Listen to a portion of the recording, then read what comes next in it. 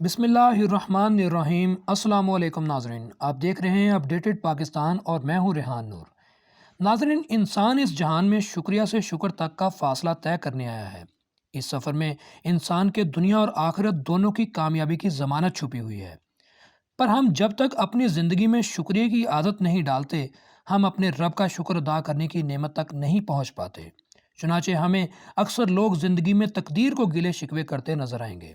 ناظرین، شکریہ سے شکر تک کے اس سفر کا اصل معنی سمجھنے کے لیے اپنے دیکھنے اور سننے والے معزز ناظرین کی خدمت میں ایک سچی مثال پیش کرنے کی جسارت چاہتا ہوں۔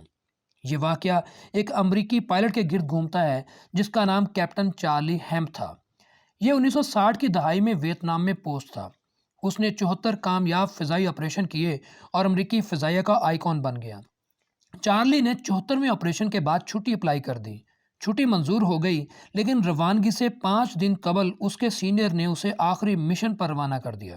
اس کا سامان پیک تھا، الوداعی ملاقاتیں بھی ہو گئی تھیں، خاندان امریکہ میں اس کا انتظار کر رہا تھا اور وہ عملاً ڈیوٹی سے آف ہو چکا تھا۔ مگر سینئرز کے دباؤ پر اس نے 75ویں آپریشن کی حامی بھر لی۔ وہ اپنے F4 فینٹم میں بیٹھ گیا۔ انجن سٹارٹ تھا اور وہ جب رن وے کی طرف نکلنے لگا تھا کہ اس نے دور سے ایک شخص کو اپنی طرف دوڑتے ہوئے دیکھا۔ وہ شخص دونوں ہاتھ ہلا کر اسے روک رہا تھا۔ چارلی کے پاس وقت کم تھا، ٹیک آف کا سگنل مل چکا تھا۔ اس نے اس شخص کے اشارے کو اگنور کرنے کا فیصلہ کیا، لیکن پھر کسی نے اس کا ہاتھ روک لیا۔ وہ شخص دوڑتا ہوا اس کے قریب آیا اور انجن کی آواز کے درمیان زور سے بولا، سر، جہاز میں پیراشوٹ نہیں ہے، میں آپ کے لیے پیراشوٹ لایا ہوں۔ چارلی ہیمپ اس وقت تک 1000 فلائٹ کر چکا تھا اور اسے کبھی پیراشوٹ کی ضرورت نہیں پڑی تھی۔ اس کا خیال تھا وہ جائے گا اور ماضی کی طرح 10 منٹ میں واپس آ جائے گا، لہٰذا اس نے ہاتھ سے چالوئے پرے ہٹ کا اشارہ کیا، مگر وہ افسر اصرار کرتا رہا۔ چارلی نے تنگ آ کر پیراشوٹ لوڈ کر لیا اور جہاز کو رن وے پر چڑھا دیا۔ وہ معمول کے مطابق اڑا، کمیونسٹ باغیوں کے ٹھکانوں پر بمباری کی اور واپس مڑ گیا، لیکن نہ جانے کس طرف سے ایک میزائل آیا اور اس کے طیارے کے پرخشے اڑ گئے۔ تاہم وہ وقت پر پیراشوٹ کھولنے میں کامیاب ہو گیا اور جنگل میں اتر گیا۔ وہ باغیوں کا علاقہ تھا۔ چارلی جنگل میں دشمن سے بچنے کی کوشش کرتا رہا، لیکن بدقسمتی سے پکڑا گیا۔ اس پر شدید ٹارچر ہوا اور اسے 8x8 کے سیل میں پھینک دیا گیا۔ وہ 6 سال کمیونسٹوں کی حراست میں رہا۔ ٹارچر، بھوک، بیماری، اذیت، بے عزتی اور 8x8 کا چھوٹا سا سیل، یہ اس کی زندگی کا مشکل ترین دور تھا۔ امریکی فوج اور اس کے خاندان نے اسے مردہ سمجھ کر دل پر پتھر رکھ لیے۔ اس کے اعزاز میں دعائیہ تقریبات تک ہو گئیں، لیکن وہ 6 برس بعد زندہ سلامت واپس آ گیا۔ کیپٹن چارلی ہیمپ نے واپسی کے بعد 5000 امریکی بزنس مینوں، صحافیوں اور دانشوروں سے خطاب کیا۔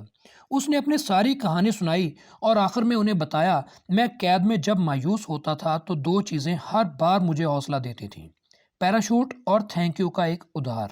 وہ بولا، میں سوچتا تھا اس دن پیراشوٹ کے بغیر فلائی کر رہا تھا، مگر ایک اجنبی شخص آیا اور اس نے مجھے زبردستی پیراشوٹ دے دیا۔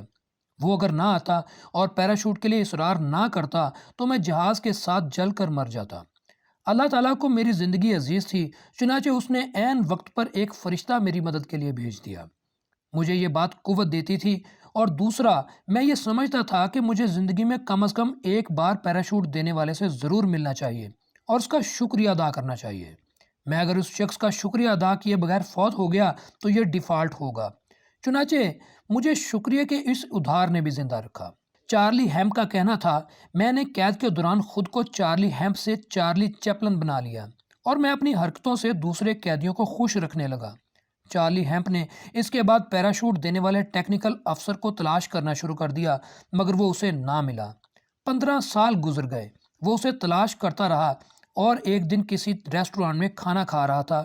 ویٹر نے اس کا نام پوچھا اور پھر بتایا، میں ویتنام میں آپ کا کولیگ تھا، میں نے ہی آپ کی آخری فلائٹ کے وقت آپ کو پیراشوٹ دیا تھا۔ یہ سنتے ہی چارلی ہیمپ کے ہاتھ سے فورک گر گیا۔ وہ اٹھا، ویٹر کو گلے سے لگایا اور ہچکیوں سے روتے ہوئے کہا، میں تمہیں 15 سال سے تلاش کر رہا ہوں، تم نے 2 مرتبہ میری جان بچائی، جہاز اڑنے سے پہلے اور دوسری مرتبہ قید کے دوران۔ میں روز یہ سوچ کر سوتا تھا کہ میں اگلے دن قید سے نکلوں گا اور تمہارا شکریہ ادا کروں گا۔ تم نہ ہوتے تو میں جہاز کے ساتھ مر جاتا یا پھر قید میں خودکشی کر لیتا۔ ہم سب لوگ زندگی کی چھوٹی چھوٹی مشکلوں کے دوران وہ پیراشوٹ بھول جاتے ہیں جن کی وجہ سے ہم بڑی مصیبتوں سے بچ گئے تھے۔ ہم پیراشوٹ دینے والوں کو بھی فراموش کر بیٹھتے ہیں۔ ہم کبھی رک کر ان کا شکریہ ادا نہیں کرتے۔ بکرات نے کہا تھا، ہم انسانوں کو اگر شکر اور شکریہ کی قیمت کا اندازہ ہو جائے تو ہم زندگی میں تھینک فل ہونے کے علاوہ کوئی کام نہ کریں۔ مہاتما بدھ کی پوری زندگی بھی شکر کی تبلیغ میں خرچ ہو گئی۔ بدھ جب شہزادہ تھا تو اس کے ذہن میں ایک سوال پیدا ہوتا تھا، انسان دکھی کیوں ہوتا ہے؟ اس نے اپنی زندگی اس سوال کے جواب کے لیے وقف کر دی۔ سلطنت چھوڑی، محل چھوڑا، اپنی حسین ترین بیوی یشودھرا چھوڑی، اپنا 7 سال کا بیٹا راہل چھوڑا اور جنگلوں میں مارا مارا پھرنے لگا۔ وہ اپنے وقت کے ہر جوگی، ہر پنڈت اور ہر رشی کے پاس گیا، مگر اس کو اپنے سوال کا جواب نہ ملا۔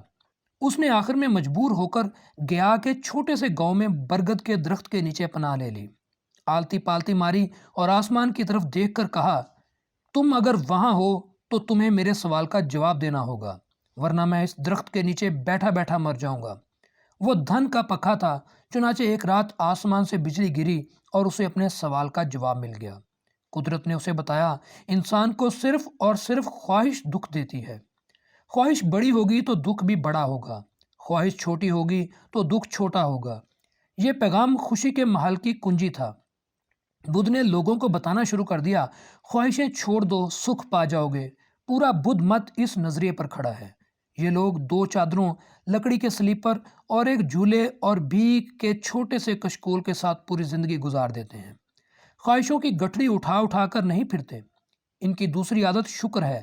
یہ روز صبح اٹھنے کے بعد اللہ تعالیٰ کی نعمتیں گنتے ہیں اور پھر ایک ایک نعمت کا نام لے کر رب کا شکریہ ادا کرتے ہیں۔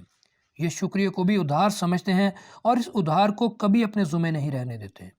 بدھوں کی مقدس کتاب میں لکھا ہے، نروان کے بعد مہاتما بدھ کا ایک دن اپنی ریاست کپل وستو سے گزر ہوا۔ اس کی بیوی نے سنا تو اس نے اپنے بیٹے راہل کو بدھ کے پاس بھجوا دیا، لیکن خود محل میں رہی۔ بدھ نے بیٹے سے پوچھا، تمہاری ماں کیوں نہیں آئی؟ تو اس نے جواب دیا، وہ کہہ رہی تھی بدھ کے ذمہ میرا ایک ادھار ہے، یہ اگر واقعی کسی کا ادھار نہیں رکھتا تو یہ پھر میرا ادھار ادا کرنے کے لیے خود میرے پاس آئے گا۔ بدھ نے سنا، مسکرایا اور ننگے پاؤں محل کی طرف روانہ ہو گیا۔ بیوی نے پردے کے پیچھے سے پوچھا، میرے 3 سوال ہیں، مجھے ان کے جواب چاہیے۔ بدھ سنتا رہا۔ اس نے کہا، راجپوت عورتیں جنگوں میں بھی اپنے خاوندوں کو خود تیار کر کے بھجواتی ہیں، لیکن آپ نے ایک معمولی سے جواب کی تلاش میں جانے سے پہلے مجھے بتانا بھی مناسب نہ سمجھا۔ آپ چوری چھپے محل سے بھاگ گئے، کیوں؟ بدھ نے جواب دیا، میرا خیال تھا میں نے اگر بتا دیا تو پھر میں تمہیں چھوڑ کر نہیں جا سکوں گا۔ یشودھرا کا دوسرا سوال تھا کہ آپ کہتے ہیں کائنات کو بنانے والا ہر جگہ موجود ہے، اگر وہ ہر جگہ ہے تو کیا وہ آپ کو محل میں نہیں مل سکتا تھا؟ آپ نے وہ کیوں چھوڑا؟ بدھ کے پاس اس سوال کا کوئی جواب نہیں تھا۔ اس نے اس کے بعد پوچھا کہ آپ اپنے بیٹے راہل کو دنیا میں کیا دے کر جائیں گے؟ بدھ مسکرایا اور اپنا کشکول اپنے بیٹے کے ہاتھ میں دے دیا اور اس کے سر پر ہاتھ پھیر کر کہا، یہ دنیا کی سب سے بڑی سچائی، یہ سب سے بڑی نعمت ہے۔ بدھ بخشو کہتے ہیں کہ آپ شکر کرتے جائیں، آپ کی نعمت اور خوشیاں بڑھتی جائیں گی، اور آپ شکریہ ادا کرتے جائیں، آپ کی خوشیوں اور نعمتوں میں رنگ، ذائقہ اور خوشبو آتی جائے گی۔ نبی اکرم صلی اللہ علیہ وآلہ وسلم نے ارشاد فرمایا تھا کہ جو شخص انسانوں کا احسان نہیں مانتا وہ اللہ کا احسان بھی تسلیم نہیں کرتا۔ آپ یقین کریں، اگر ہمارے منہ کا لعاب سوکھ جائے، کان میں میل پیدا نہ ہو یا ناک میں بال نہ اگیں تو ہم کروڑوں روپے خرچ کر کے بھی یہ نعمتیں حاصل نہیں کر سکتے۔ ہمارے ٹیسٹ بڈز یعنی ذائقہ محسوس کرنے کے سیل میں سے اگر ایک گروپ خراب ہو جائے تو ہم ساری دنیا کی دولت دے کر بھی وہ واپس نہیں لا سکتے۔ ہماری ایک دن کی آکسیجن اور ایک دن کی روشنی کی قیمت 8 لاکھ روپے ہے، اور یہ ان 16 لاکھ نعمتوں میں سے صرف 2 ہیں جو اللہ تعالیٰ نے ہمیں مفت دے رکھی ہیں، مگر ہم اس کے باوجود اس کا شکر ادا نہیں کرتے۔ کیوں؟ کیونکہ ہم نے آج تک ان لوگوں کا شکریہ ادا نہیں کیا جن کے پیراشوٹس کی وجہ سے ہم زندہ بھی ہیں اور زندگی میں آگے بھی بڑھ رہے ہیں۔ آپ یاد رکھیں، انسان شکریہ سے شکر تک جاتا ہے۔ آپ جب تک شکریہ کی عادت نہیں ڈالتے، آپ شکر کی نعمت تک نہیں پہنچتے۔ چنانچہ آئیے آج سے شکر ادا کرنا شروع کرتے ہیں اور ان سب کا شکریہ ادا کرتے ہیں جن کی کھال کے جوتے پہن کر ہم زندگی میں آگے بڑھ رہے ہیں۔ ناظرین، آپ کو اگر یہ واقعات اور ان واقعات سے جڑی ہوئی حقیقتیں اور ہماری یہ کوشش پسند آئی ہو تو اسے لائک ضرور کیجیے گا اور کسی نہ کسی کے ساتھ شیئر ضرور کیجیے گا۔ اسی کے ساتھ اپنا بہت سا خیال رکھیے گا۔ اپنے ہوسٹ ریحان نور کو اجازت دیجیے۔ اللہ حافظ۔